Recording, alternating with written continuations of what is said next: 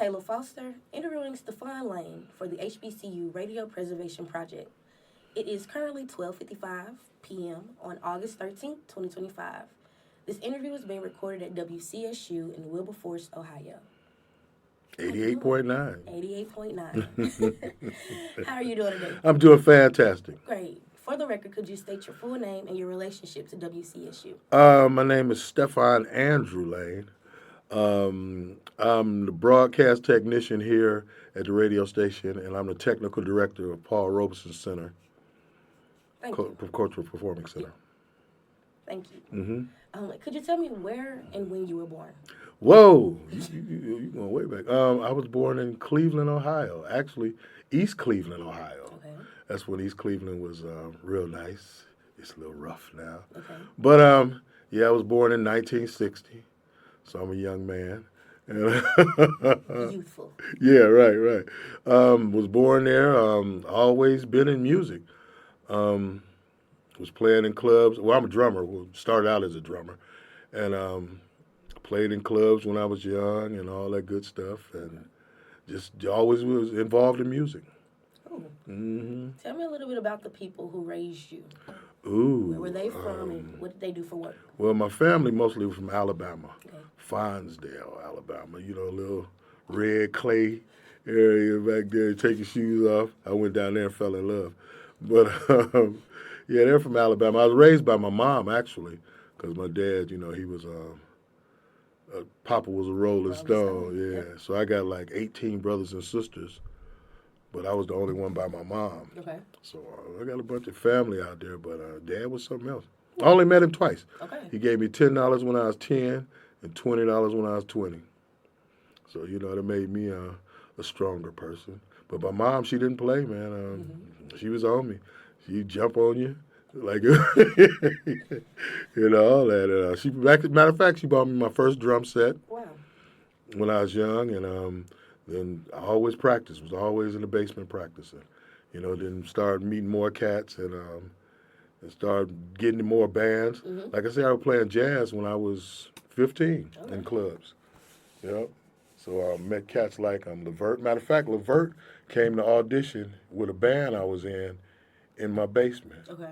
And the leader of the band, didn't want him because he said, man, he's trying to sound like Eddie Levert. And he's like, well, that's my dad. He was like, oh, man, that's not your dad. But it was his dad. So we missed out on that. But, been in music a long time. And then when I got in high school, was in music. And to be truthful, that saved my life, was music, because I wouldn't have graduated without music. I was a little mischievous. Okay, let's get into that. Let's get into that a little bit. So you said you had 18 siblings, but you were the only one by your mom. Yep. Your mom, obviously, like you just said, she was tough. She was strict. Yes, very much Tell so. me more about mom. Tell me what it was like being in the house with mom. Mom was something else. Mom was always a go-getter. She was a meat cutter at Dinner Bell Meat Factory in Cleveland. Okay. And she didn't play. And not to skip ahead a little bit, but when I was in college and I would go home for the summer, they hired me to work at Dinner Bell, for the summer. And, man, to see my mom cutting meat with the guys, I was like, yeah, this all right. I was going to say, tell me kind of like, how did that make you feel then? Great. Because as a meat cutter, that wasn't technically a woman's job. Not at all. Because, them guys was up there cussing and talking stuff, and she was right with them, So she was, it made me feel real good. So when the other people's kids came and worked for the summer, they had us doing different things, mostly like bagging stuff and packaging it, putting it in boxes. I used to try to do my best, show my mom I could handle it. Good. It made me feel good to see her do that. And beside her, my grandparents, mostly did that because she was always working. But then, we was always in the basement practicing. And the good thing about that, we practiced sometime 11, 12 o'clock at night. Neighbors wouldn't say anything, wouldn't call the police. So we must have been sounding all right. You must have been sounding all right. You must have been somewhere where maybe they received that. So yeah, that's true. East Cleveland was good back then. It was a small city of Cleveland and real family-oriented. I went to Shaw High School, and that was a real dominant music and football school. Okay. And the music program was awesome. So I played in the band, the choir, all that stuff. Played football for a while till I dislocated my shoulder. Then I say, no, I better quit this. They weren't ready for you. No, they weren't That's all ready. it They was. weren't ready. So I That's all got it back into was. music, and that was the thing. Kind of tell me the introduction of music. How young were you when you started in music, and what around you were you hearing that made you want to jump into music? Well, like on Sundays, Saturdays, the cleanup day, Mama would put the gospel on, and it's time to get up and It's clean. time to get up. So that she was always playing music, and in Cleveland we had like a 2-level house. Grandparents stayed upstairs, my mom downstairs, and they always had club meetings. I don't know if you remember them. They had like card parties and stuff like that, and people would come by just about every weekend. Okay. Our house was the party house. I was pretty going to say, much. your house was the house to be in. It was the party house, and everybody would come and mingle, good food and all that. Yeah. I'm interested to hear a little bit more like about these places and kind of the place that you grew up. What did you hear? What did you see? What did you smell? Talking about the food, talking about those cars. Well, in Cleveland, Polish boys, corned beef sandwiches. That was the food of Cleveland back then. Yep, and then it was mostly a lot of soul food cooking. I remember being little. You had to be out there when they made custard. You had to stir it. Then you get a little spoonful. You're doing all this work for a spoonful of custard because the containers wasn't that big then. But had a real tight family, real good neighborhoods, a lot of friends playing music and stuff. Like I say, used to play in different clubs. Met some dynamite musicians in my life. A couple of them passed now. There's one guy I grew up with named Mike Adams. He was a dynamite guitar player. I mean, excellent. Some of the stuff he used to do. And then another brother named Musa. He was a saxophone player. He was awesome. He passed. But we used to have a 4-piece band, and then we used to have block parties where you have singing contests and all that. So it was a real good childhood. In the contest? All the time. Okay. Every one. Yep. Every time we had it. Solo or with group? Mostly with groups. Okay.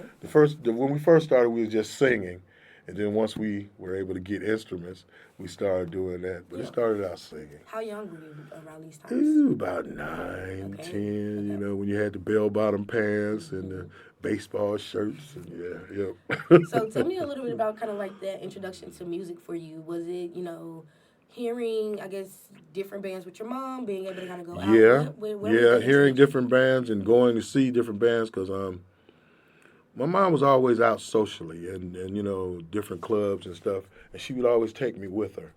And it was all her friends were real nice to me. Okay.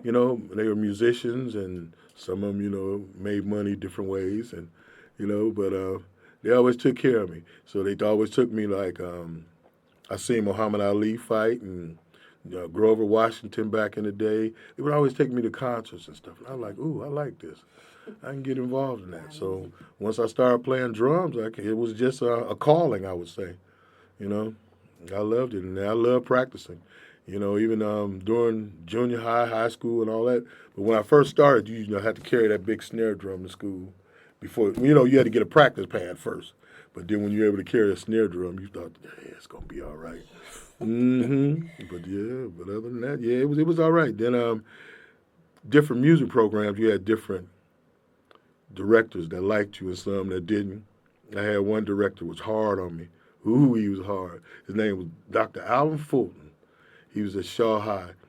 I was kind of running my mouth all the time. So I remember one time we were at camp, and I was doing something, and I was playing bass drum then. And so he told me to take a lap. So I said, all right. So I took the bass drum down to take a lap. He said, no, son, take that with you. Run with the drums. Run with the drums. Yeah. But then, being in music, like I said, that saved my life because once I did graduate, my grades wasn't all that good. And then my mom asked me, well, what you going to do? I said, Mom, I'm going to stay here and play music. She said, stay where? I said, well, stay here. She said, no, you're not going to stay here. And the day that happened, Central State sent me a scholarship for music. Wow. Okay. Okay. And that was back in '79, and I've been here ever since. Okay. I'm interested to know, outside of things that you all had done in your home, your mom being a social person and kind of being the person to, simply she's the one who everybody wants to be around, right? Yeah, she was. Yeah. What were some of those other institutions in the community that brought everyone together? Ooh. I don't know, mostly like car parties, social gatherings at the house, like holidays. Certain people would come to the house and they would hide the chitlins. That type of thing. The nose I have, I find them. I'm going to find those shits. I'm going to find them. So, and then, like I said, my mom in the evenings, she used to work at bartending sometime too at different clubs. So that's what one of the clubs we used to play in was Big Bob's Bar. We was a quartet, and we used to play there at night. He used to shortchange us on the money, but we used to play there on the weekends, and that was all right. Okay. Yeah. Did going to church at all play a role? Yes. We had to go to church. Okay. Had to go. I went to Starlight Baptist Church in East Cleveland, Ohio, and the funny thing about that, my grandmother always took us. And, you had church on Wednesdays and Saturdays and Sunday. Don't forget choir rehearsal. Yeah, yes, ma'am. And then you would get your money to put in the kitty, and then it was a candy store like right next door. Okay. So we'd be sneaking over there because back then penny candy, $1, that's 100 pieces of candy. Yeah. You could OD. Oh, candy. But yeah, and then I started playing in the church. Okay. Yeah, and then when I came down here and went to school here, started getting into the band, and then I found the music director. The chairman of the music department was Kumla Moaku, Dr. Kumla Moaku. He was an excellent man. He was from Ghana, Africa. He was the kind of guy who just took you under his wing and did stuff for you. He put me in a band that he started called Sankofa. Mm-hmm. It means go and retrieve your past. It was an excellent band. Yeah. He chose like 10 people, musicians, that he thought were, I guess pretty good. And he put them in the band. And matter of fact, we had a couple albums here. We was on the college circuit. We used to go to all colleges. Okay. Yeah, we did that for 5 years, and yeah. So before you even got here, way before you got here, what schools did you attend as a child? Elementary, middle school, high school? Well, in East Cleveland, we had like 3 different elementaries. Prospect, I can't remember the other ones right now, but I remember Prospect, and then junior high was Kirk, junior high, and then Shaw High School. That was the ones I remember. And then before I even got here, I had to get my grades up. I had to go to Tri-C, Community College. Okay. Yep, I did that for like a year before I came here. Then my grades was up enough where Central took you. Back then, they would take you. Yeah, they would give you a chance. Talk to me a little bit about your community as growing up. What do you remember were issues that your community cared about growing up? Well, when we was growing up, it was we were the first black family to move on our street. Okay. So it was all white before, when we moved in. When was this? What was this year? This was back in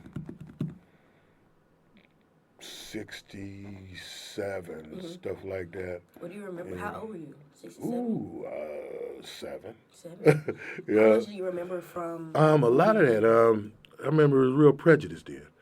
It was a little girl who stayed across the street, and she was young and I was young, so I went over and she used to always dig and plant flowers. So I went over there and was helping her one day and dig, and her older brother came home and seen me with his sister. I'm a black guy, she white, and he stuck me in the head with a shovel. Wow.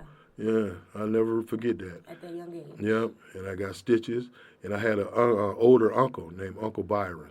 Byron didn't play. He was rough.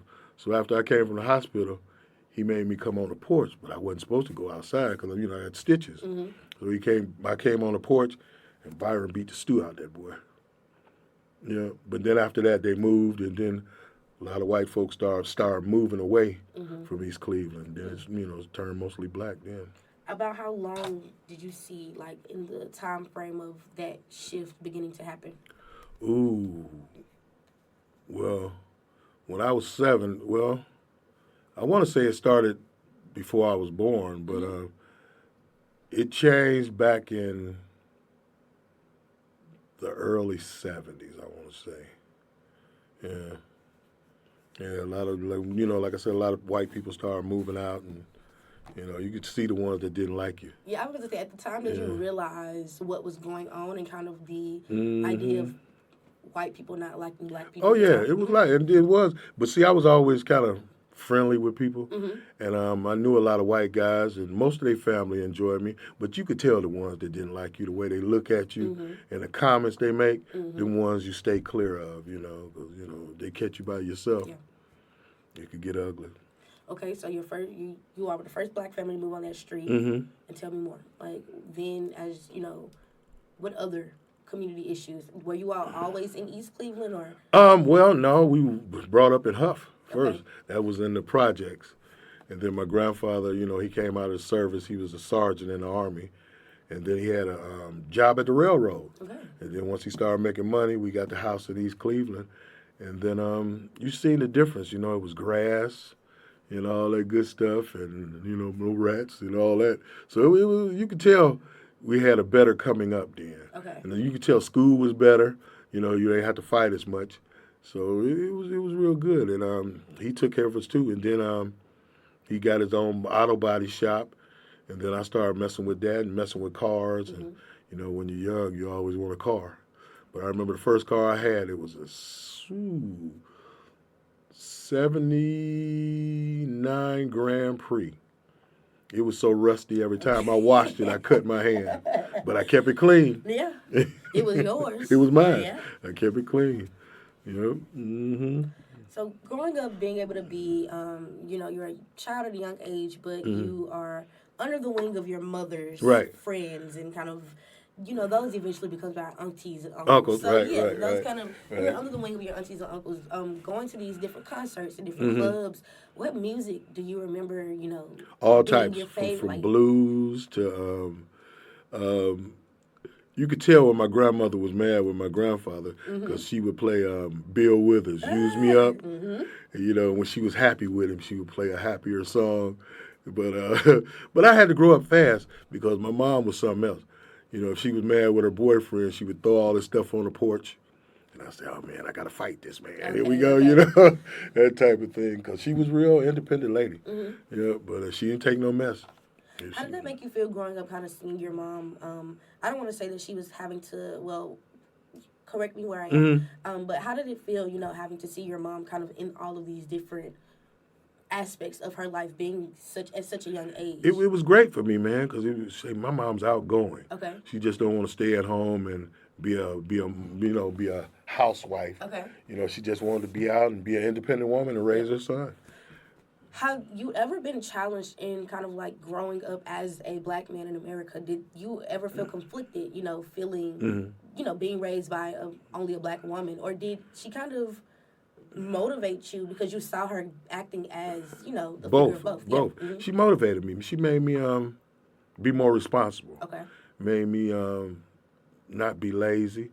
A lot of kids, they just, because we never stayed in the house, from dusk, day to dark, we outside. So she kept me motivated because I see how hard she worked. I'm like, wow, once I get myself together, I got to get her so she don't have to work as hard. Okay. Okay, well, back to the music. I'm sorry. No problem. Back to the music. You grew up listening to everything. What do you remember, any fond or specific memories that you have of music growing up? Well, blues, jazz, funk, reggae. Because you have different neighbors, and I used to mess with like older people. They was always older than me. Would hang out with them and just listen to their stories and learn from them. So I had a neighbor every Sunday morning. He would play Pleasure, a band called Pleasure, and stuff like that, and good blues and get you going, have you up early because they used to get up bright and early. That's when you had the lawnmower without a motor. So, you had to push that lawnmower. But, I had some good neighbors. Like I say, all my neighbors and all surrounding that area, everybody was pretty much into music, real heavy. Okay. And you could tell when they're having a good day. You could tell when people are having a bad day. So how early did you begin playing instruments? You said you played the drums. Yeah. Was that the only thing you played? No, because when I was in the band director got mad with me, because we used to have the challenge to move up in the chairs. So I had a chance to be first seat, Really? but I was acting up. So the band director, to punish me, put me on tuba. And I really wasn't feeling tuba. I know you weren't feeling tuba. Because carrying this big thing Come home. on now, right. And back then they were the brass, they were heavy. Right. So so he put me on that. But that was to show me to slow down, shut up, and listen more. It helped me. Yeah. Well, they used to call y'all crabs. Yep. Yep. So you learn from that, and like I said, I remember a lot of good people in my life that steered me the right way. Who were some of those people? Ooh, like I said, Dr. Moaku, Lionel Newsom, Art Thomas, and even guys in my neighborhood, my buddy JJ Andre, and Fox, who you interviewed the other day. Well, today actually, he's a good guy. I've never had a boss like him. He's real cool. I can't wait to get into that. Okay, Yeah, cool. he's real cool. Okay, growing up, you playing music. You're around music. Music is basically a part of you. Yes. Your everyday thing, right? Yes. So tell me kind of. I just blanked. That's Sorry. all right. I'm That's all sorry. right. That's all right. Tell me about your earliest memories of radio. Did you grow up listening to the radio, or did you grow up making the music? Yeah, we had a radio, and then I was able to go to a radio station. See, in Cleveland, when you were a musician, and you were doing pretty good, because we used to play at different clubs and stuff, and they would interview you. Saying the club would say they're having this going on this weekend, and we got such and such group coming, so we go down and do an interview, and and then they would come down and have a good time. But once I seen the radio, I was like, this is cool. The little setup. But back then, they only had like maybe 2 mics in there and a little mixer and stuff like that. But other than that, I was like, this is all right. And then you always had good jockeys that you loved to listen to. Okay. Who were some of your favorites? Ooh. Or that you can vividly remember? I don't know if I can go back that far. But there was some in the morning, in the afternoon, you could tell the ones that were good because they still talk stuff, tell you a lot about the songs they finna play, and then play it. Yeah. I was thinking, at that time when you were listening, what did you feel was what made a good disc jockey back at that time for you as a listener? By his voice. Okay. Like the Quiet Storm guy had the real laid back voice, and then the sports guy, he was all excited, and then you had the female would come on there and say her little piece, But yeah, it was all kinds of jocks back then that were exciting because ZAK, I can't remember all the stations back then, but that's all you really had besides the 8-track tape. Back then. And do you remember do you remember any moments where, you had discovered artists, discovered bands from the radio, and you were just like, I'm hooked? Quite a few bands. In Cleveland, we had a bunch of bands, like Levert, OJ's. There's so many different bands, I can't even think of all of them right now. But once you got a chance to meet them cats, and they were real laid back, that's what they say with Cat Daddy. I'll call you Cat Daddy. Hey, Cat Daddy, you playing tonight? Then, with the jam sessions was awesome. And if you couldn't play Mr. Magic, you wasn't a musician. Ooh, okay. Yeah. Okay. How early did you begin playing the drums? Ooh, like I said, when I was 7. 7. Okay. When I was 7 years old. So playing since you were 7. And I finally got my drum set when I was 12 because it was on layaway. Okay. We had to pay $10 every week. Yeah. It took a long time, but when I finally got that drum set, I was the happiest person in the world. Yeah. So you started playing the drums. So how young were you when you got into your first band? Ooh, everybody. Everybody wanted to be a drummer at first, then people started branching out to bass players and guitar players. So I want to say my first real band was probably when I was 13, I want to say. Yeah. And we were just playing for free then in the backyard. Okay. Little get-togethers, yeah. And you remember the people you were in the band with? Ooh, yeah. Yeah, a lot of them cats. Like I said, Mike Adams, a guy named Lee Westfield. He was a bass player. He was a tall, lanky dude. And a guy named Alvin McClanahan. He was a trumpet player. Um, everybody had their little nicknames. His name was Stone. Mine used to be Herbs back then, but Herbs. Herbs. Okay. That's because back then. Okay. So everybody had their little nicknames. But that kind of life was all right, because like I say, music, it changed your heart, your mind. Instead of people being depressed, we used to go play in the basement, be in the basement. And did you feel a lot of those moments as, you all were playing? Did you kind of feel a lot of those moments where you were singing, And, music, I'm telling you, I bet you could remember the first guy you met and fell in love and what song y'all played. Mine was always the Isley Brothers. Hello. Oh, we love the Yeah, Isley I knew all Isley. Man, every tune they made. Really? Yeah, Hello. I can't think of Hello, Just Say Yes.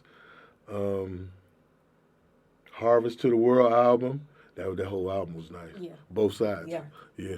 I listened to their great granddaughter, Alex Isley, Oh, who makes music right now. Yeah. If I'm not mistaken, when I was in here listening to, when we were in here for Olivia's interview yesterday, you all were playing some music, and I could have sworn I heard an Alex Isley song roll through. So Yeah. Yeah. So started at 13 in a band. What's that? Middle school around that Yep, time, and yep. then were you in that same band going into high school? Yep. Okay. No, actually, the more you improved, the more other bands wanted you. Bands want you, right? Yeah, so we changed bands a lot. Okay. And then, you start running into the moms and the dads want to be the manager. And that's when the money got short. But they'd give you a ride to the gig, because we really wasn't driving it. So, and then you always had to have a chaperone back in the club back then. Right, because you all were young playing in clubs. Yes, in clubs. And we wasn't supposed to, but as long as you had a chaperone, it was cool. Yeah. So, what then made you decide that you wanted to go to school? I know you said earlier, even though your grades were great. School wasn't on my mind. Okay. To be honest, I just wanted to stay home and play music in Cleveland and be in different bands. But my mom had a different alternative for me. You leaving, you're not staying here. So and I'm glad she did that, because I got a lot of friends that are still in Cleveland. They're still there and they're not happy. But once I came here, it changed my life. Okay. Central State University. That was they changed my life. So before you went to Central State, though, you said you had to go to community college Yep. to get your grades up. Tell me about that kind of Tri-C. experience. They really didn't have a music program then, so I was mostly getting my elective classes right, the English, the math. So I did English, math, then I ran track for them and stuff like that. But they really didn't have too much things dealing with music. Okay. So I was glad once I got that. And then once I did that for a year, when Central gave me that letter, I was like, man, this is a blessing. So how did you end up, so talk to me through that kind of bridge, right? How did you end up getting to Central? Did you take a tour? Did you take a trip? Did it kind of just come from out of nowhere? No. What it was, once they sent me the letter, I was pretty much accepted because I had a scholarship. Okay. So my grandfather put me in a car. We came on a Monday, and he dropped me off. They sent you a letter. So tell me, I guess I'm kind of wondering, how did they know about you and your music? Well, in East Cleveland, Shaw High School was a pretty, a lot of musicians came from there. Okay. So they came. A lot of people came and did tours of the school, and they were asking for musicians. So my name came up, and then you had to do an audition, and I did an audition, and next thing I know, I got the letter. Were you not expecting the letter? No, Why not at all. Not at all. Because back then, I really couldn't read that good. Then. Okay. As far as music, I was more play by ear. Play by ear. Okay. And then I learned, before I graduated high school, I learned how to read music better. And so when they came down, Dr. Moaku came down. He said, I like you. He said he liked my personality. And like I said, I was a jokester, and I always had a smile. Even when things was down, I always had a smile. Because life is too short. So then I go to music. And then the choir lady, she loved me, so she wrote a letter for me too. Mm-hmm. So you did have a voice as an instrument. Yes. You sang. Yes. Okay. Because you Yes. said you were in a quartet. Mm-hmm. Who were you in a quartet with? Like I got, but still Mike, Okay. Mike Adams and Lee Westfield. We were so-called the Jackson Three back then instead of the Jackson Five. Yeah, the Jackson Three. We had our own little matching outfits and bell bottoms on, and couldn't tell us nothing. Okay. You know? So when you were getting out of high school, I can't sing a lick now. Can't even hold a tone. I sound good in the shower though. But other than there that, you go. The shower concerts are usually the best. I sing now. My buddies say, Steph. Nah. They say, man, who sang that song? And I tell them, they say, let him sing it. You know, that's one of my favorite jokes I do to my siblings. Like, oh, who's that? Let them do it. Yeah, let them do it. Yeah. They getting paid for it. So you have to learn how to read music. Who do you remember if there was a mentor for you, or did you kind of learn on your own? Like actually kind of learning better. Well, how to read music. it was, my mom put me in, it was a drum teacher. It was called a music academy in Cleveland, where I used to take drum lessons at. And his name, he was a hippie type dude. I can't think of his name right now. He was a hippie guy. And he liked me so much that instead of me coming to class out there, he started coming to my house and giving me lessons at the house. Okay. And he used to come to East Cleveland. He stayed like in Shaker Heights and stuff back there. That was further away, but he used to come every Saturday. Okay. Mm-hmm. So you're at Central. Well, no, you get the letter Mm-hmm. to come to Central. In that moment, what are you feeling? Because again, you said you really wasn't feeling school.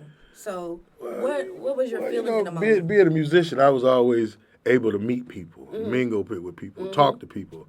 So when I got here, I was like, ooh, this is all right. All these black folk. Okay. I was like, this is all right, And, I got to meet a lot of different people from different places and different cities. And I was like, I think I can be all right here.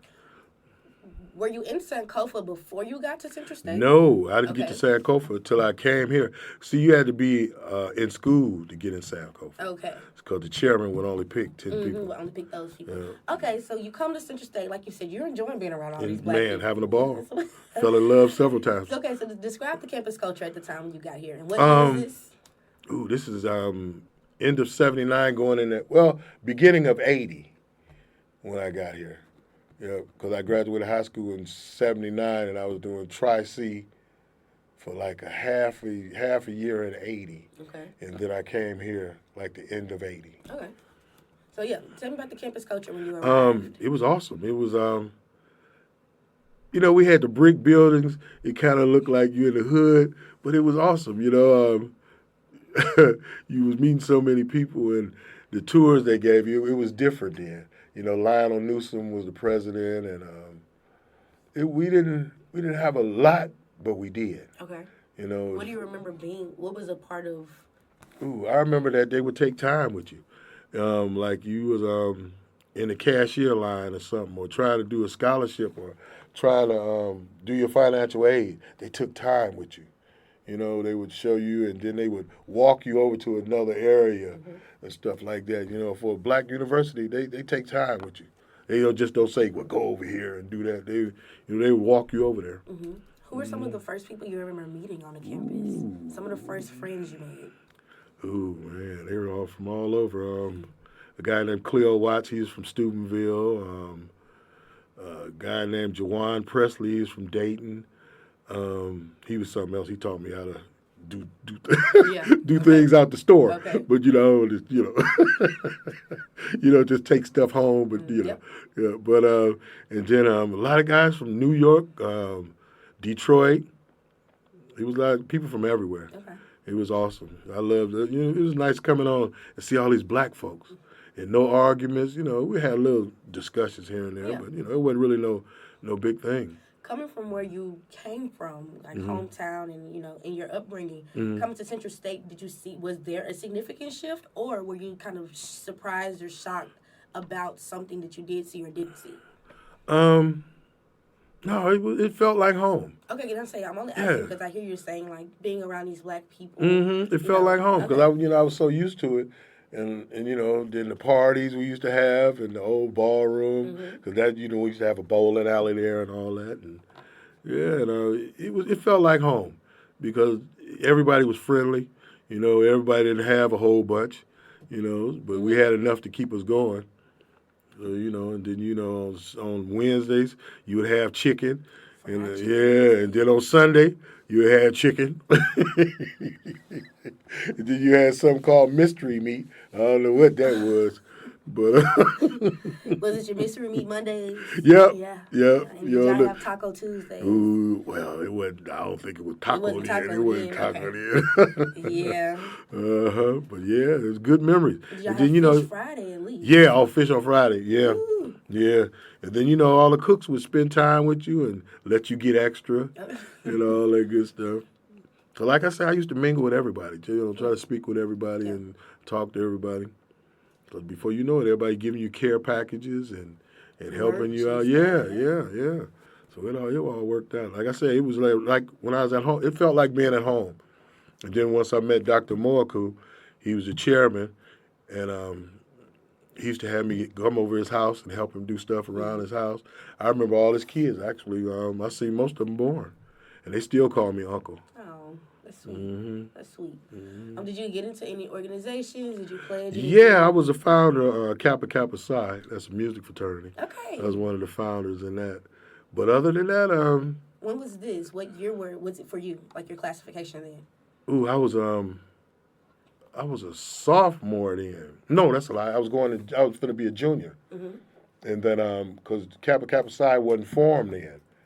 And then the band director, Danny Davis, said, I want to start a band fraternity. I said, no problem. So we had about 10 of us.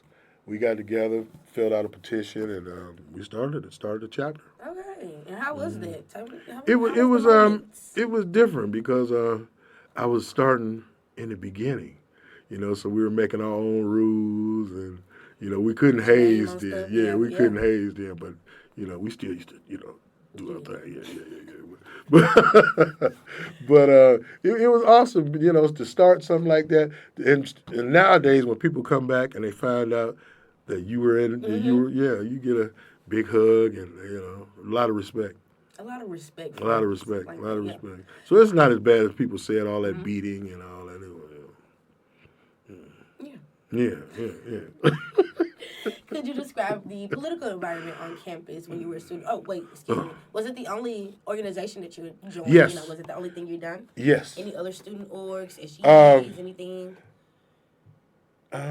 No, I just played in with the choir. Was your life. Yeah, music was my life, really. Music. I told you that saved my life. Yeah. If it wasn't for music, no telling where I'd be. Okay. No.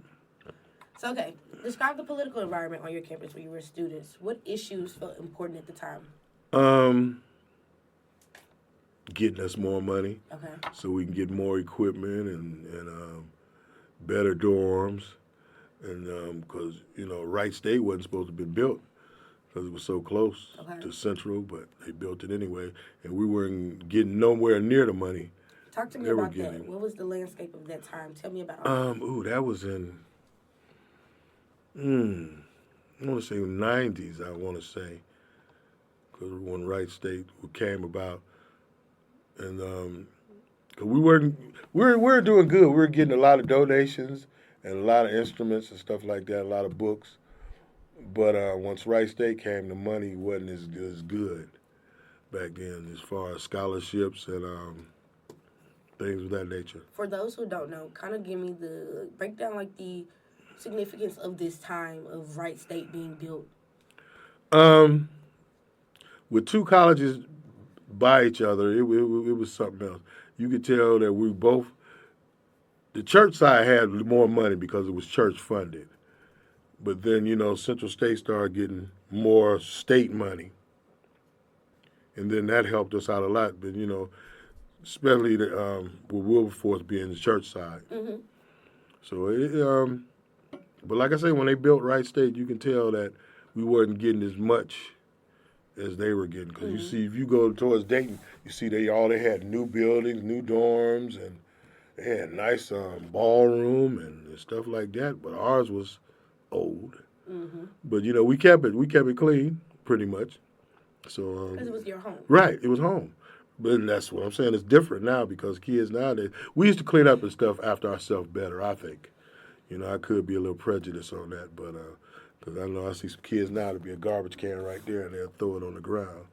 But we used to have to work study. We had to go pick up trash in the morning and all that. But I don't know if they even do that now. At the time where, how were other students feeling, when all of this was going on, noticing Wright State being built and there isn't much, what were students doing about it? Did students use their voices? Yeah, a lot of them did. If you was in SGA and all that, I wasn't in all that because, like I say, I was in the music thing. And, we always played at convocations, and they always kept us busy. For you to have a scholarship, they was getting their money out of you. The choir was always going, the band was always going, because we went to every football game.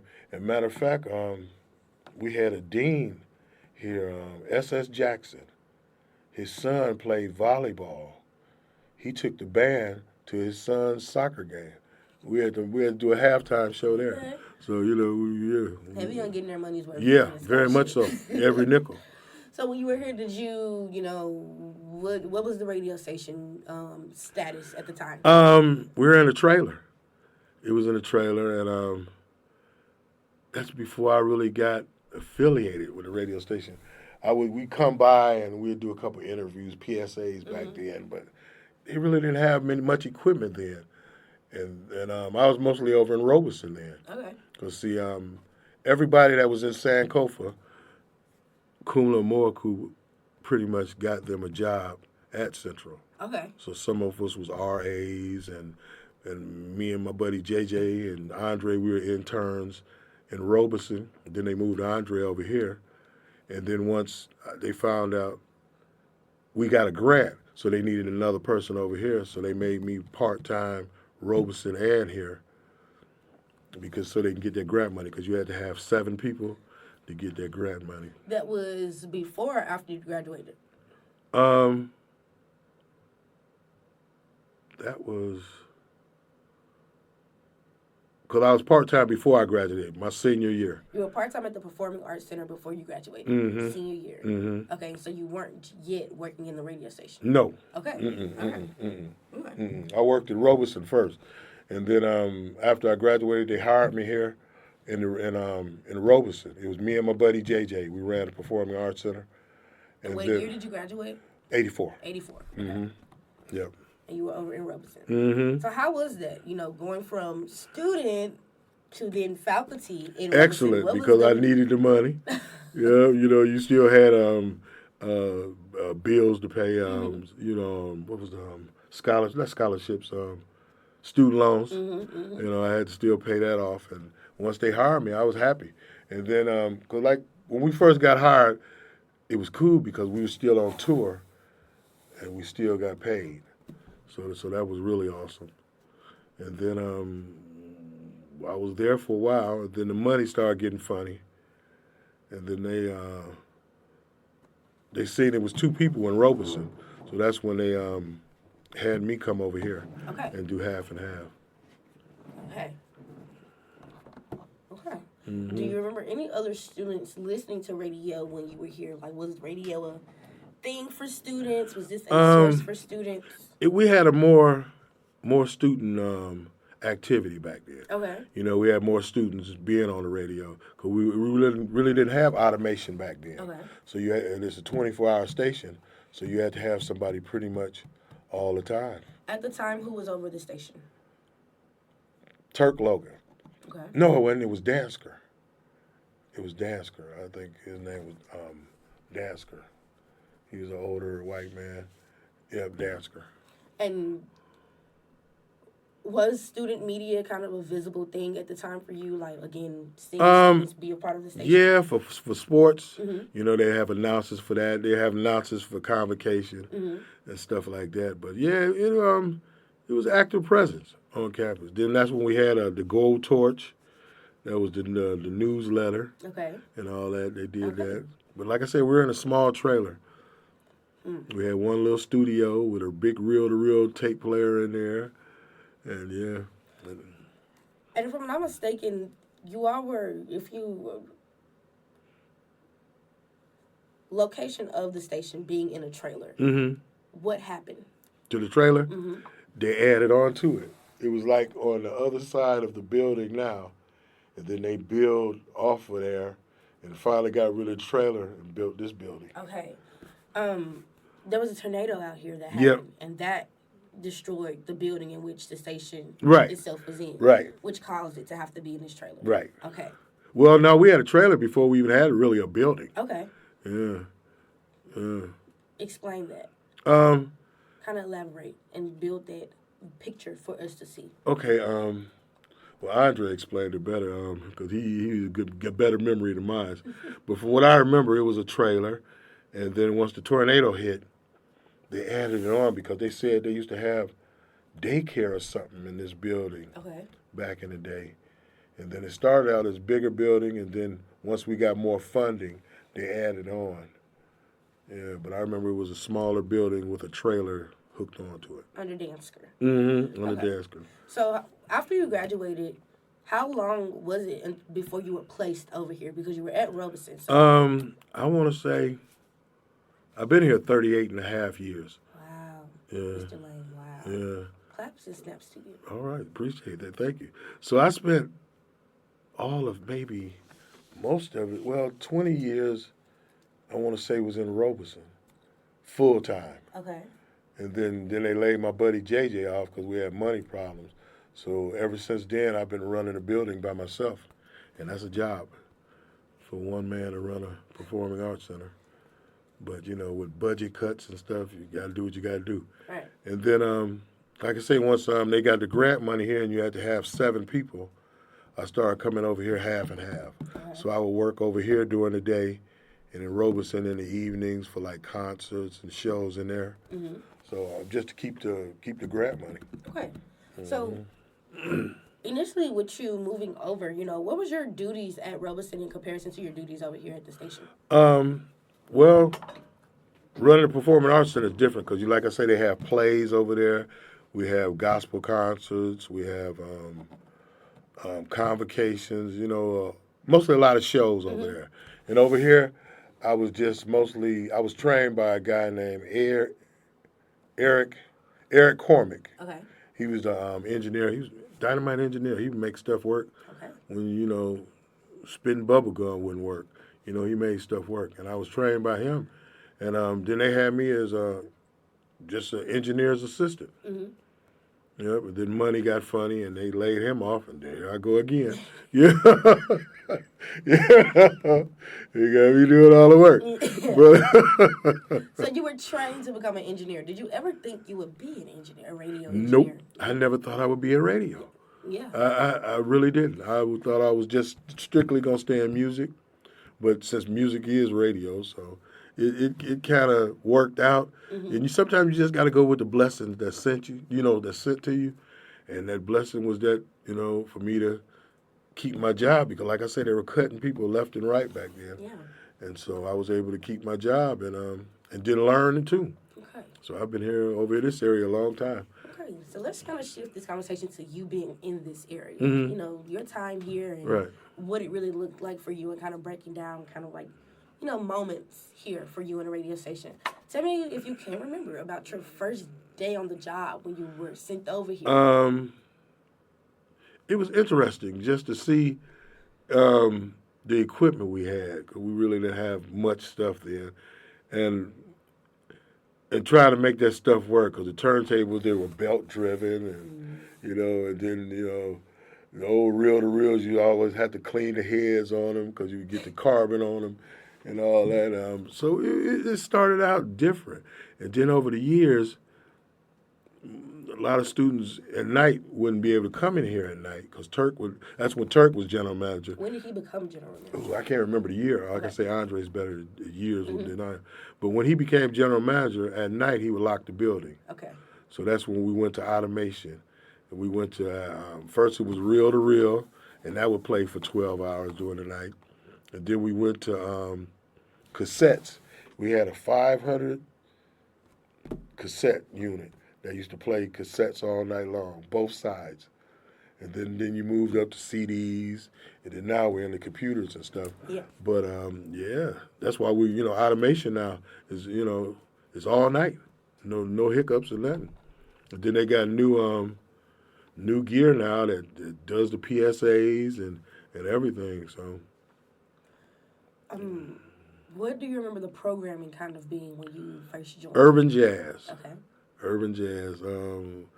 Yep, urban jazz. It was a mixture of funk, jazz, and because I remember Turk, because he used to get on the air too, and he used to show us different tricks on how to get to play certain songs, and he would always have to preview your music because that's when like certain little cuss words would come out, like the Isley Brothers. That going down, they say a little cuss word in there, and you just have to catch that because if FCC heard it, we'd be in trouble. But you had to preview your music. That's a spider right there, a little one. Okay, you got it. Got it. All right. So okay, but you said initially though you saw more student participation, like there were students in part, and then under I guess Turk Logan kind of coming in, did you see there was a shift? It was a shift because since we're urban jazz, a lot of kids wasn't into jazz, so they were into like R&B music, urban jazz R&B, but then it turned, certain raps was coming out, and Turk didn't like rap at all. Okay. He didn't play any rap, none whatsoever. It was general managers after him that would let certain rap songs come in, but he none at all. So with Turk, did you see that? And I'm more so asking about kind of like student participation and kind of where students fall in place when they're in a radio station and how they kind of add to the uniqueness of a radio station, right? Do you think that had... What do you think that did for the station with less students being on air?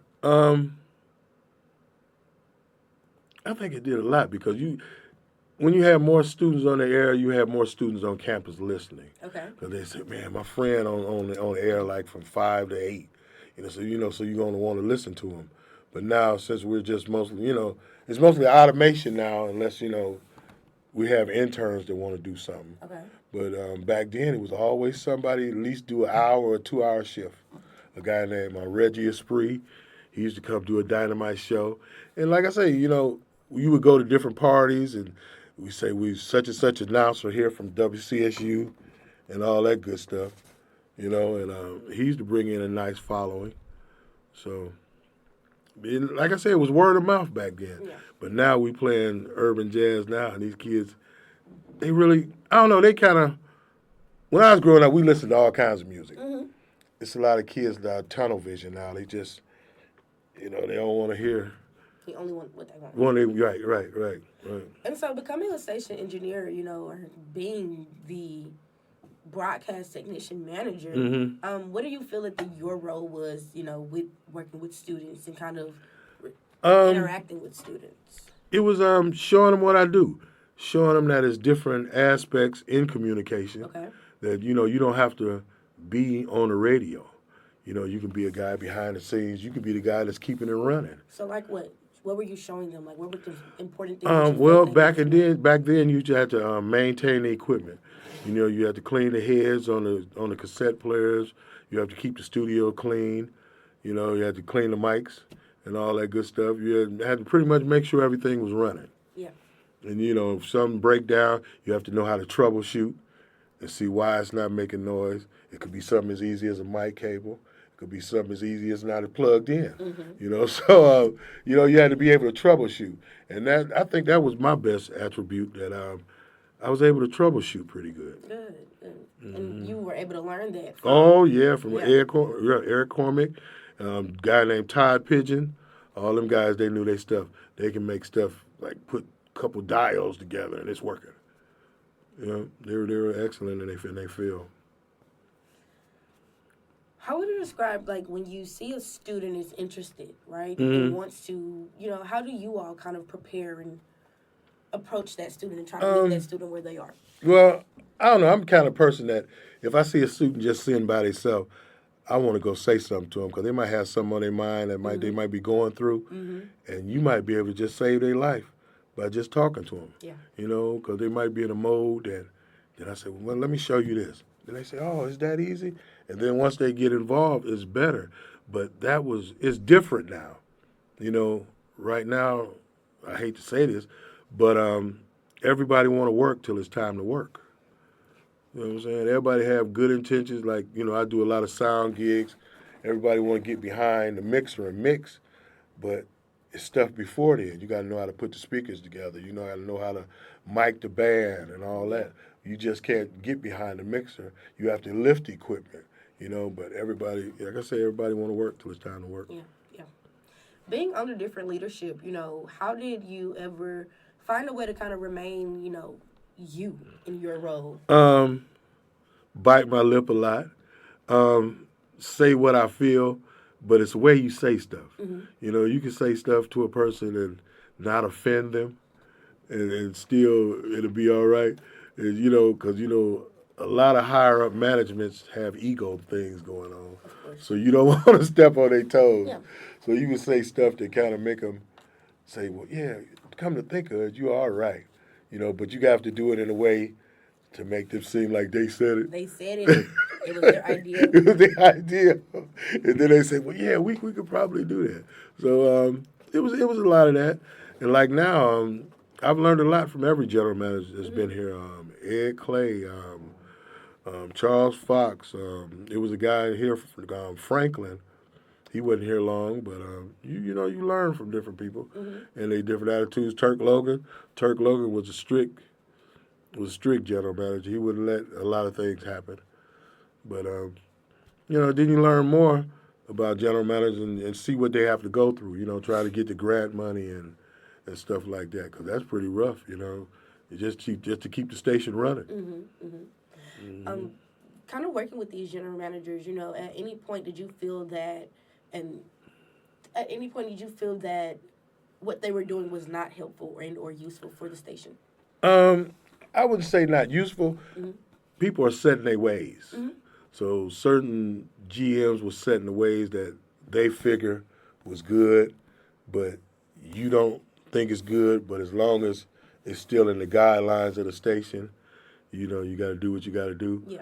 So I'm not stepping on any toes or anything as far as that, but it's just like people set in their ways. And, you know, everybody's not meant for management. You know, you have some people that can manage, and you have some people that not good at managing. Yep. So we know that you and Charles Fox, you know, talk to me about your relationship with him and under him. He came here and changed stuff. It's a lighter atmosphere at work. You know, he's not really From what? From where it used to be.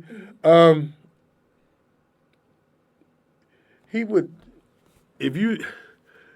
he's not pressuring you as far as you having to do this as long as you do it. See what I'm saying? He's not giving you, okay, it's a certain time limit you have to do it. So if you do it before time, that's cool. It's no rush. It's up to you. And when you do it like that, I think it's done better because you're doing it when sometimes you might not be in the mood right then to do it, but then later on that day, you can knock it out. So instead of him just saying, do that right now, it's just like, he gives you space. Right, just go and get it done. Yeah. Right, just get it done. Because you might already have something else on your mind. And, you know, once you get that thing taken care of, then you say, we're going to knock that out. And then, like last night, when we went off the air, I didn't call him and say, we off the air. Yeah. I just came and put us back on air. And, you know, it's one of them things like that. You know, when you every general manager I have, I didn't mind working for him. Okay. But like I say, all of them had different ways. They wanted you to work. Yeah, different ways. Okay. Yeah. And at any time was, I guess, the ways that they wanted you to work, did that ever kind of discourage you in a way that you weren't able to show up as your full self? No, girl, I had bills. I don't care what they said. Okay. I'm coming to work. I might not give you 100% that day, but it's up to that point, though. Right? Yeah. But I'm gonna come to work and do what I got to do because I know what I have to do afterwards. You know, because like I say, I do other shows outside of a radio station. I work with different sound companies Yeah. and do festivals Yeah. and concerts off campus. So you gotta do what you gotta do. Yeah. Were you ever a part? Well, I'm sure you were, but talk to me about how you all come up with the decision making process. Like when it comes down to your public affairs programming. Right now we're in a process of is different. We're changing stuff. We're trying to get more out there and get more in the community because that's where the money come in from. You know, you have to have fundraisers and stuff like that. So we're getting out more into the community, but we're short staffed right now. So you can only do so much. So it was times when we were out in the community a lot. We're doing a lot of live broadcasting, but right now, since we're short staffed, it's. When you say short staff, do you mind kind of going a little deeper into what's that happening right now? We need more people on staff. We have a small staff right now. We have a morning guy, we have a gospel guy, we have Wade. He does all the PSAs and stuff like that, and then we have a secretary, and then we have the general manager. So you need at least 7 people at a radio station, at least, and we're under that, and so you can only do so much, especially with funding, they cutting so much. It's really rough right now. How is that impacting you all? Talk a little bit about that. It's impacting us real bad right now because we're having equipment problems. This equipment's been in here a long time, and stuff get old. And this old studio, the main studio, the board went out 2 weeks ago. And since they cut the CPB money, we don't have the money to replace the board right now. So I had to hook us up in the other studio, Studio B. So we're running everything in a smaller studio until we get the funding to fix the other one. That's why I'm saying we're kind of like working with a Band-Aid right now. And I would love to take it off so we can do what we can do, because it's hard working in a smaller studio and you don't have all the bells and whistles you had in the main one. And you kind of miss that because you want this spider here, man. He's been having a good time. Finally got it. Wait a minute, I got it. All right, sorry. From a napkin if you want. I got it. Okay. I got one. Yeah. But yeah, so I'm hoping we get more equipment because we are branched out more. We got a studio in the Dayton campus now too. So I just hope we get the money to get the studio back working. In due time. In due time. I'm praying. I'm hoping. In due time. I'm sure praying. Talk to me about how you feel that the programming has changed over time being here for a while. It's pretty well. It's not the programming. It's music. Okay. Music has changed. It's not as many urban musicians now. Everybody's doing hip hop or reggae and that's cool too. But it's just like I don't know. I had a brain freeze right there. But and like I tell a lot of young folks, a lot of young people to understand, a lot of stuff that they're rapping to is music that's been out and for a long time, and they're doing nothing but looping it,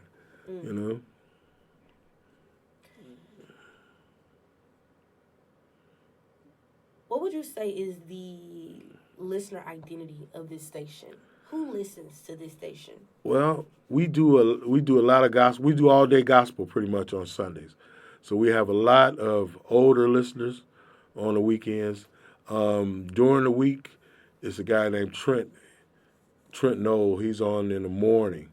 We have a good Dayton listening audience, Yellow Springs listening audience, and then the rest of the days is automation. We have like a mixture of I want to say from 25 up. Okay. Yeah. Okay. Yeah. How do you think that this station has cultivated that listener identity? By setting different standards. Okay. You know, Like what? like I said, the all day gospel, People love that, especially on Sundays. And then in the mornings, we do gospel from 5 a.m. till 8. So when you're getting ready for work, you're hearing your gospel song. And then Trent come in and do his urban R&B and, and urban jazz. And that keeps you going till noon. And then, then we go to other programming like John Potise. Okay. We do stuff with him and Eric Benet. He have a different show that we play until later on until 5. Well, no, till 2. And then from 2 to 4, we do live concerts. Okay. Different stuff like that. Then after that, we go back to urban. Live concerts. Do you all, how do you all kind of choose which concerts? It all depends on what kind of music. As long as it's urban jazz, Okay. you just go in YouTube, man. I had that back in the day. Wow, like I said, you can find anything on the internet, and get some nice live concerts from there. How do you prepare students to come onto this station? Give them training. Give them on hands, and just show them to express themselves. Like I said, you can get a lot of different listeners just by expressing yourself. Because nowadays, people, they don't want to hear a negative all the time. They don't. It's enough of that in the news. So when you turn on your radio, you hear a certain song, you hear a certain song, it make your day. You get the grin, and I say, ooh, So it even, like even people that passed, you hear a song and it remind you of them. Yeah. Yeah. Like Grandma's Hands, it remind me of my grandma, and a lot of different things bring music. I'm telling you, it's the key. Yeah. What is important to you for students to learn when they're working under you or working under Charles Fox? Learning this station. To be on time. To be on time, and if you say you're gonna do it, just do it. Yeah. A lot of students say, I say, man, I need you here at 8. Mr. Stephon, I can't get here till 9. I say, well, I really don't need you at 9. I need you at 8. Yeah. So, it gets them ready for when you get a job. You can't tell your boss, man, I can't get there till 9. Right. So it gives you a lot of discipline. And I think a lot of kids need that. I know I did. Yeah. Because I was hard-headed, thinking I could rule the world. But once you start disciplining yourself, like now, you probably do the same thing. You can get up now before the alarm clock come on. You set your alarm and you beat it and you get up before it do. I will admit though that sometimes I understand. like beating it. I understand. Still nowadays, being here this long, I sit on the side of the bed every morning and say, why? Why? But when you get to work and hear different songs, and it makes your day. Absolutely. Just thinking about the different leadership that has been over this radio station, how have you seen kind of preparation for students change and some of the approaches to students change? Like I say, most of the general managers were strict. Ed Clay, Turk, they were strict. Fox is more laid back. Okay. Franklin, he really didn't, he was kind of out there. But he was here on a transition period, so he didn't stay long. Kind of like an interim? Right, okay. right. So he didn't stay long. But most of the general managers, they were pretty stern. And like I say, if you say you're going to be there, you had to be there. Because if you say you're going to do a show at 5 and don't get there, back in the day, we wouldn't have... it wouldn't be any music or anything. Yep.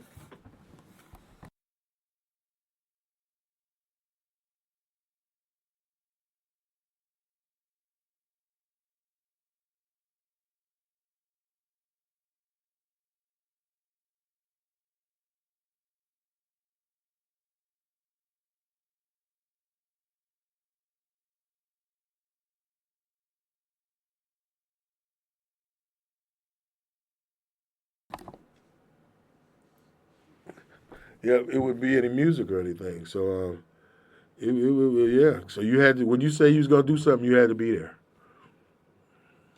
See, okay. Mm-hmm. Like when you told me to be here at 1, you came and got me. But you're here early. Yeah. So I usually try to be early myself. But at least I was in the building. Yeah. Yeah. What has always made this HBCU community special? I think respect. Everybody having respect for each other, and you away from home. You grown now. It's pretty much like a family. You don't want to respect. You want to respect everybody in your family. And you want to just enjoy life, because life is so short that it's you don't need all that chaos. It's enough out here in the world as it is. Mm-hmm. Family. Yeah. And would you say that's what has kept you so long? Yep. Like what? Yeah. The love of the university kept me. And like I said, when I first got on campus, it felt like home. It was a family, and I was like, wow. And then things started happening back to back. Well, I said, maybe I must be meant to be here. Before I graduated, I get a job. And, it's been 38 years. Yeah. Some keeping me here. It's not all about, I wish it was more about the money, but, but I love what I do, really. I love talking to students. I love doing different shows, because you like to see people after the end of the show, they're happy. And, like even in the auditorium, seeing little people doing the recitals, right. When they get on stage, you just see that glow in their eyes and their face. It makes your day. And that's what keeps me here. And at the radio station, you see all the people come back, and they're announcers and got their own stations. And like Gio the other day when he came, he came, gave me a big hug, and his mom, and that kind of stuff make you feel good. Yeah. Because they could have went other ways too, but so that makes me feel like I helped them along the way. Yeah, I'm sure you have. Yeah. What would you say this station's value to the community and its listeners? I think we're trying to keep them informed. Okay. Trying to keep them, because we have a callback line where you can leave a message, and anything you don't like, just call and let us know. Some people call and just say, we heard the station and it was skipping.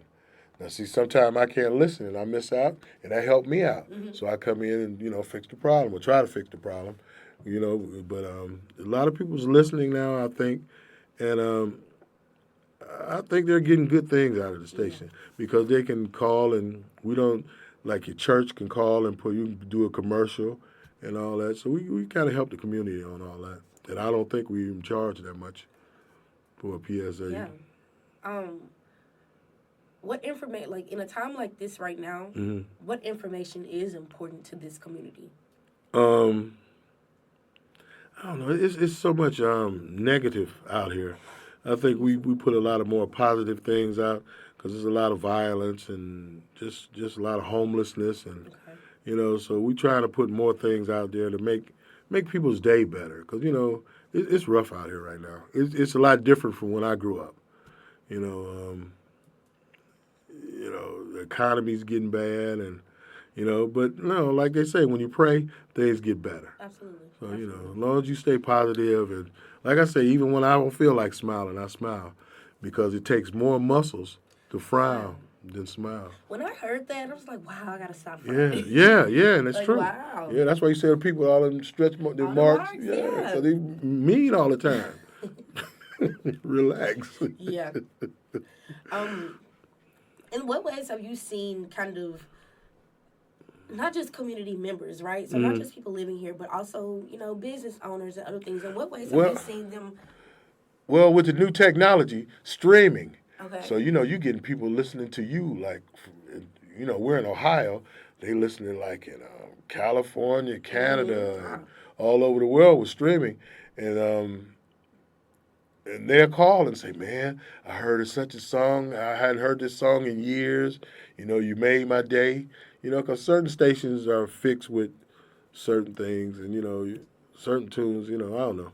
It's all depending on your format. And so I think our format is a little looser. And it's the kind of music you remember when you were growing up. Or your parents, you hear that and say, yeah. How would you define HBCU radio or just black radio?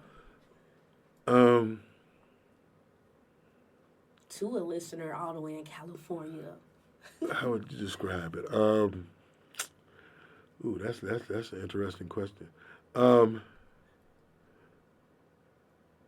Empowering, because listening to different jocks and listening to some of the PSAs and even some of the news things we put out, it's not always negative. Sometimes it's good to put out saying such and such group of kids went to this place and it was great. We have so many students on the honor roll.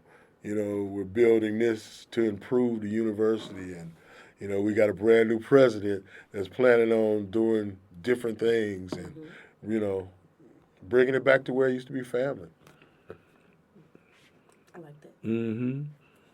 Then another thing, the new president saying, when somebody call or email you, respond. Yeah. Just don't wait 2-3 days. Respond. Get right back to them. That gives a person a better feeling like you care. Mm-hmm.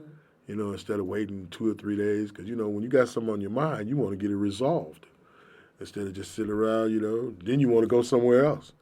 But if you listen to somebody saying, hear this PSA, say, wow, I might go to that. Yeah. Mm-hmm. You've been around the station for a while. Too. Long time. A long time. Long time. Just a little while. Yeah. No. Not even that much. Yeah, almost 38. So being around for a long time, of course, you've been around to see the station accumulate so many awards. Yeah. Can you speak on some of those awards you all won, especially the Ohio E-Tech Award for Educational Services? Oh, you done your research, girl. That's all right. That's all right. We've been getting a lot of awards, and we finna get a brand new TV studio. That's going to bring in a lot more students. When you have different things to bring students to campus, mm-hmm. They need to bring a nursing program here because a lot of people want to be nurses and stuff like that now. But stuff like that, you have a good radio station, you have a good TV station, people want to get into that now. Yeah. Since people trying to cut media, we trying to keep it going. We try to keep it going. Try to keep it going because how you going to be informed? Because they want you to hear what they want you to hear. But everybody got an open mind to hear other stuff. Yeah. Mm-hmm. Outside of WCSU, what else do you do? Oh, I own my own sound company. Mm-hmm. Like I say, I do a lot of concerts. What's the name of that? Oh, S&L Productions. Okay. And then I mess with a company called KSI Sound. We do a lot of festivals. Matter of fact, last week we just did the Blues Festival in Lebanon. And then this past weekend we just did the Greek Fest in Dayton. So, summertime you do a lot of festivals and stuff. And that's when you really meet a lot of people. In any way, does your other jobs kind of inform what you do here at WCSU? Yeah, because when you talk to people off campus, they really don't know, and you say, "Man, just check the station out, 88.9." They say, "Man, I listen to that station." So some people shock you, and sometimes you don't know how far your station go mm-hmm. until you listen, because antenna wise. Yeah. But now with streaming, it goes everywhere. Yeah. But a lot of people say they listen to the station, so we'll see by the ratings, hopefully. Hopefully. You and Mr. Fox have also been doing some things together. Could you talk to us a little bit about some of the projects you all have done together? Yeah, Fox, he's an interesting man. He's been through a lot, man. He has people that's been, well, we all have people that's been slaves, but he's been back and found history and all that. And he wrote a play, and he did it in the auditorium. The Reunion? Yep, and he did his play in the auditorium. I did the lights and sound for him and all that. And it was a nice turnout. It was a real nice turnout. I was shocked to see how much history and how much he found out and how many people he's kin to and his ancestors. And, it's not all about color because, it's always been a mixture. Right. So, some of the stuff it's been real interesting. He's a real historian. He's a good storyteller. Okay. Once you hear somebody, you can just listen to him all day. Yeah, mm-hmm. yeah. Without going to sleep. So that was the reunion. But I know that Mr. Fox also credits you and a couple of other staff for the On Our Own Radio web. Oh yeah, visual Wade of T, the it. guy who Yeah. just knocked on the door. Mm-hmm. He's a guy, man. I remember when he first came. He just used to come hang around because he just got out of the Navy, and he used to just come hang around, want to volunteer. And at first I kind of thought he was strange, but then once you get to know a person, it was cool. And then once I know him, I can't get rid of him. Yeah. But he's a real interesting guy. And in the Navy, they had something like that. They had they started their own station. Like the sailors on board, they started their own station. Okay. And so that's where he got the idea from. Okay. And he named it On Your Own. Radio. Tell us about it. Tell us kind of what is it now and. It's a student-ran station that we let them do what they do. They can bring. What is what they do? Well, yeah, we can let them. We let them make their own stories. Let them interview who they want to, as long as it's clean. We let them play the music they want to, as long as it's clean. And it's you. It's just this whole area is yours, so keep it clean. And it's a good place for you. You can go study. And like I say, just bring your friends and let people on campus know what you're doing. Because if you want to be an interviewer, this is a good time to do it. Have your friend come interview them, talk about their city. Do they like it here, like you making me do today? You're having a great time. I'm having a ball. You're having a great I'm time. having a ball. I'm bringing back memories that I haven't brought back in a while. So it's all right. Like I say, I love radio. I love music. I love people. Yeah, being a part of something like this for the students, especially with your time here and actually having to witness, sometimes student participation waning, going up and down, right? What does it really mean for you to be able to have given students a space of their own to where there isn't really a level of competition for format? And Format, right. Yeah. I think it's awesome because it gives them a training, a more free will training, so when they do get on the radio, they can stay on the path. So what they're doing back there, they have a free range of, making your own questions, reading your own PSAs instead of what they putting in front of you. This is more or less more hands-on, I think, because once you get in the main studio, you gotta go by the format. Back there, they play what they want, as long as it's clean. Yeah, and I think they enjoy that. Good, yeah. I mean, who wouldn't? Yeah, right? Yeah, right.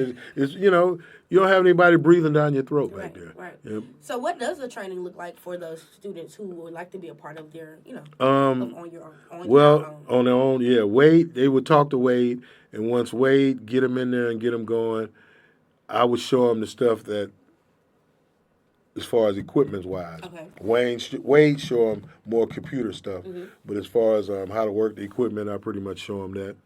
What is one of the key takeaways you want each student to know when you're teaching them about the equipment? You in college to learn. You don't know it all. Yeah. Some people think they know it, but then don't know it. I said, well, if you know it, go and do it. Then they figure out they can't do it. Yeah. And I say, well, that's what I was trying to tell you. So we done just wasted 15 minutes. Well, right. But you trying to school me. Yeah. But I already been in school. I got my degree already. Right, that's what I'm saying. I already got a job. Yeah. But yeah, it's more hands on, and it's like just let them feel it, because they get more comfortable. Yeah. Talk to me about Funky Friday, the show that was. Whoa! That show is totally awesome because it brings back tunes you haven't heard in years. Old Earth, Wind, and Fire, the stylistics, the dramatics, Ohio Players. Okay. It's just tunes from back in the day. I see that Dayton has got the name, the capital of funk. Yep. Okay. Yep. And you stand by that. Yes. Okay. Yes. Yeah. Even though I'm from Cleveland, it has been a lot of good bands out of Dayton. Okay. Ohio Players, Phazo, Gap Band. A lot of different bands came out of Dayton. But Cleveland, don't put us down. We still do our thing. Cleveland is the Yeah. But it's all right. Funky Fridays, it's a upbeat show during the mornings, Mm-hmm. it keep you going. Cool. Like from 9 to 12, oh yeah. You know, and a lot of people on campus, they play us in their office. So, you know. And I was just going to say, what would you say that this, student-run station has done for the campus culture? Or how has the campus responded?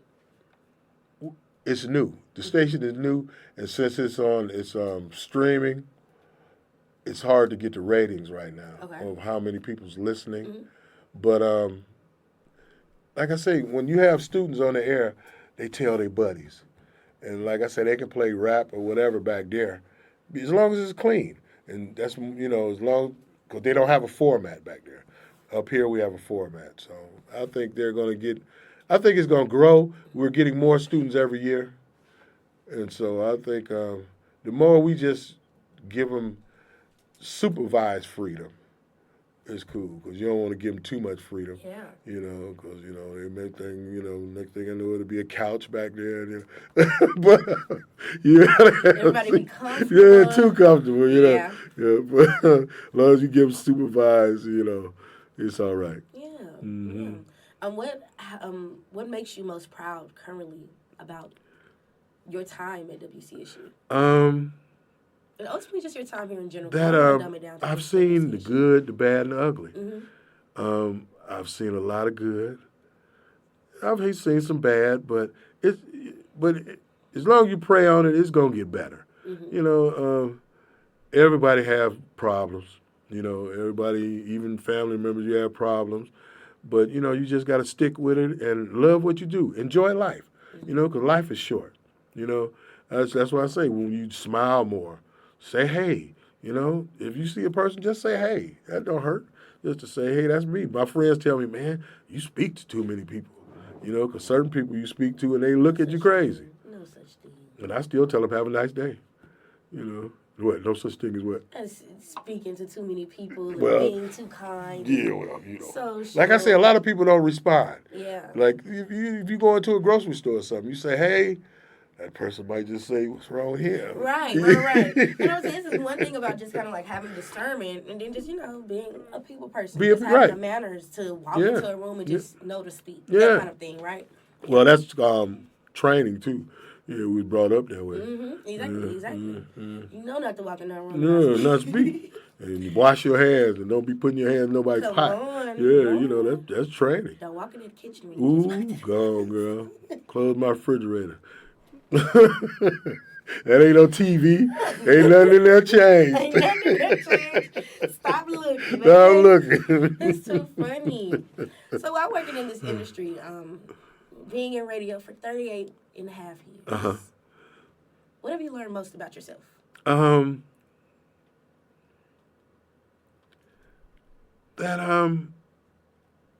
know, that's a good question too. I've changed.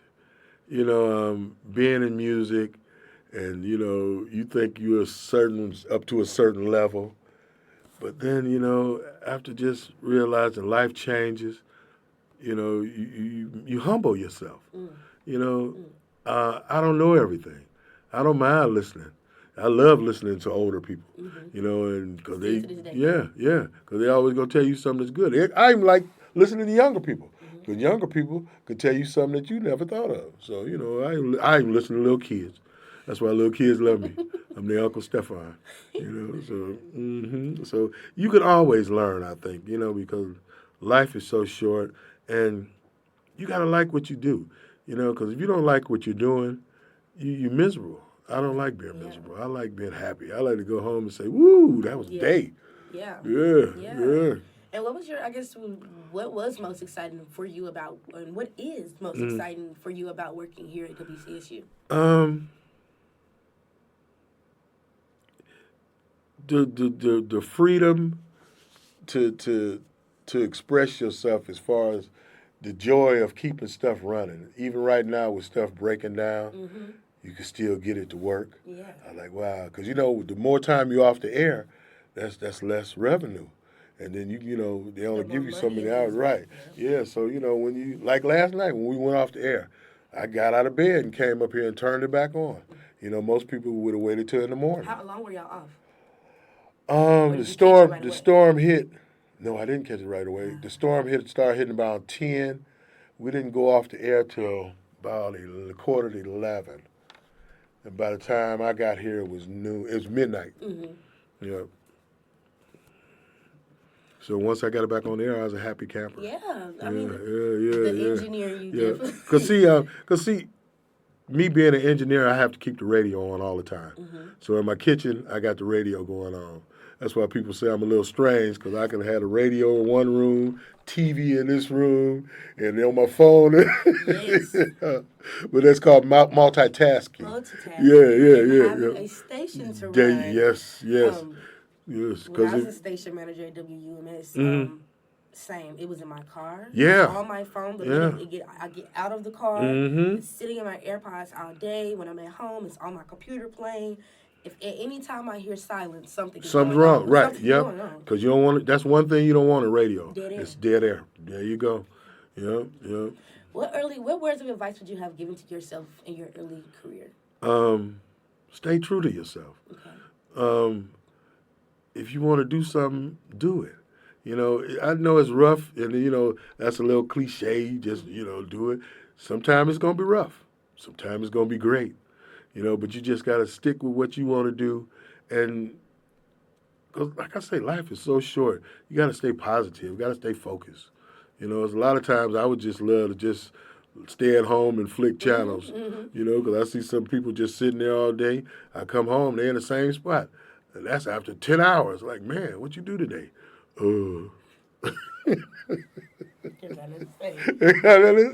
But you wasting away.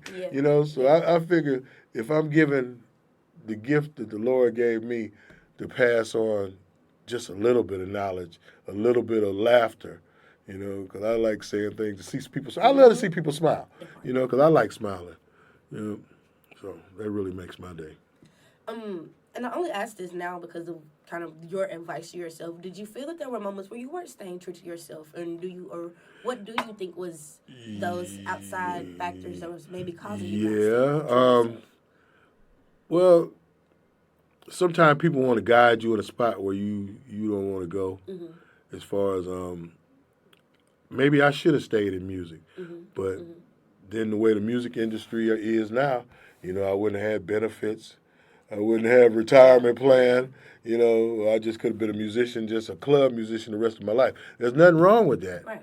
But I think I'm a little better off now since I'm getting older. Because, I don't want to work all my life. I want to have some golden years where I can just sit back and get a check. My rewards. We all can't wait. Yeah. My rewards are doing what I do. Yeah. And speaking of that, what opportunities do HBCU radio sessions afford Black people?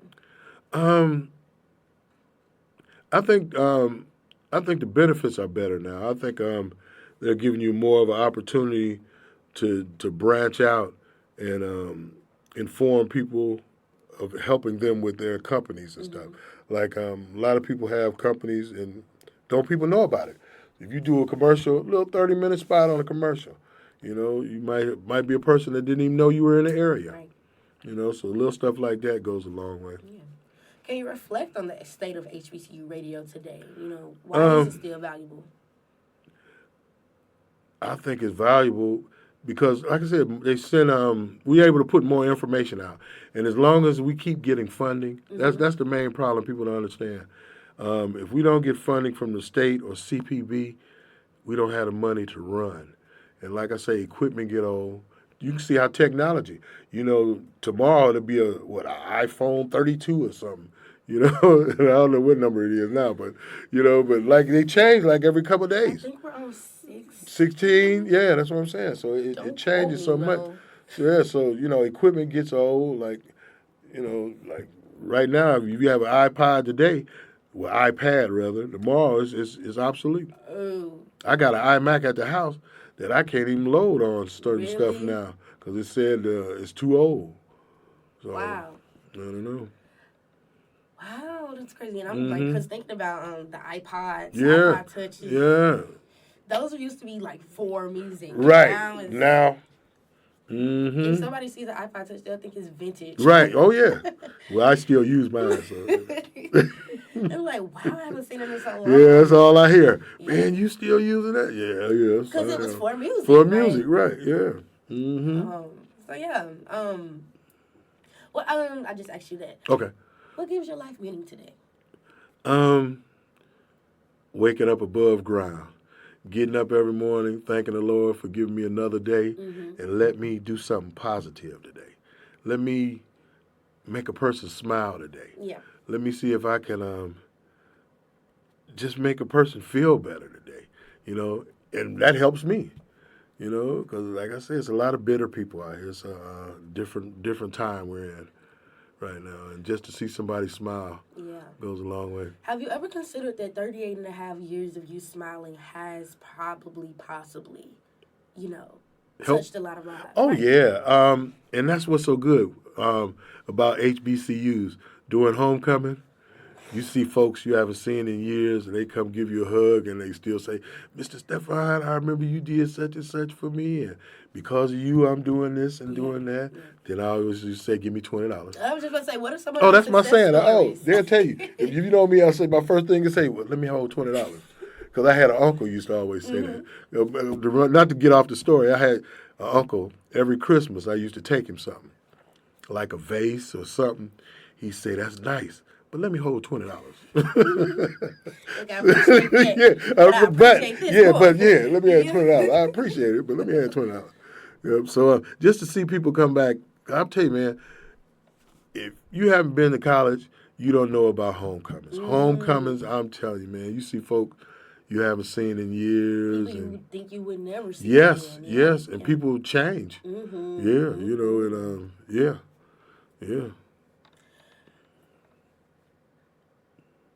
Eventually, you're going to leave. Yes. Right? Yes. Hopefully not anytime soon. Well, I'm not going to say hopefully, right? Well, because, 38 and a half years. I don't know. Doing two jobs is kind of weighing on me because running Performing Arts Center by myself and then doing a lot of stuff over here, that's a lot of work. And then doing my other stuff on the side, it's a lot of work. And then everybody asks me, have you been training anybody? And then I go back to my statement. Everybody want to work till it's time to work. Till it's time to work. Right. Yeah. So I had. That was going to be my question. How do you think about transitioning your leadership whenever your time here will be finished? Well, I've learned to show people slow, because if you show them what you do too much, they don't want. They say, I'm not gonna do that. That's too much. Because like I say, probably when I retire, they're gonna hire two people. But that was the era. I was brought in. I was institutionalized. I'm used to working. But a lot of people don't want to do a lot of physical things, and they rather be behind a computer and stuff like that. But my job is more hands-on, and it's tiresome. You get tired, but it like I say, at the end of the day, when stuff is working and people smile and they had a good day, say, man, that concert was awesome. The station sound good. That kind of stuff makes your day. Yeah. We got to give you a shirt because that shirt's cool, but, we got to give you one that says WCSU. I would love a WCSU shirt. Yeah. We got some right in the closet. Speaking of my shirt, how do you feel about the HBCU Radio Preservation Project? I'm glad. Okay. It's letting people know how long, because, radio's been around a long time. And then a lot of people don't know what goes into it. They don't know the struggle you have to go through, the things you have to do, the politics you have to go through. And like I say, I think this project y'all doing is awesome. That's why I've been trying to help as much as possible. When y'all first came in with this, I was like, oh, yeah, I can find such and such and things of that nature. But I think it's awesome because people need to know. Because when stuff break down, and not stuff break down, when communication break down, like if something happened, a war or something, then people go to the radio. TV's not working, you go to the radio. Ham radios and all that, that's been around for years. Thinking about the idea of preservation and what it means to preserve community, what does that mean to you when you hear that? That we need to stick together and try to keep stuff going. Because there's so many businesses that's closing, people losing their job. It's good that we stick together, because we really need that right now, especially with different political things going on. I hate talking politics, but it's deep right now. Mm-hmm. You know, it makes you think. You know, economy's getting bad, and I don't like talking politics, but you know what I mean. Yeah, you can see it in my face. Yeah. Well, as we come to the close, is there anything that was not mentioned in this interview that you want to add before we close? No, that people should do what you feel. Do what the Lord's leading you to do. You know, if He's leading you away, don't fight it. Just go with it. You know, and enjoy life, because life is so short. And smile. You know. And even if you don't go even to a black university, because college is not for everybody. Yeah. Just do what you feel. You know, and just do something instead of just sitting around. Just do something, because you can't get that time back. That's wasted time. And for God, for Central, for State. That was really good. Thank you so much. No problem. My pleasure. Thank you. My pleasure. What size shirt you wear? Let me go in the closet. What you want? I'll take a medium. Medium? Yes. All right, all right. Well, I'll let you look. There's two different kinds. Yes, sir. I'll let you look at them and see. I'm going to close this out. All This right. is Kayla Foster. I just finished interviewing Mr. Stephon Lane Woo! for the HBCU Radio Preservation Project. The time is now 2:36 p.m. on August 13th, 2025. Again, we thank you for sitting with us. Thank you. Thank you. You go, girl. That's all right. Woo!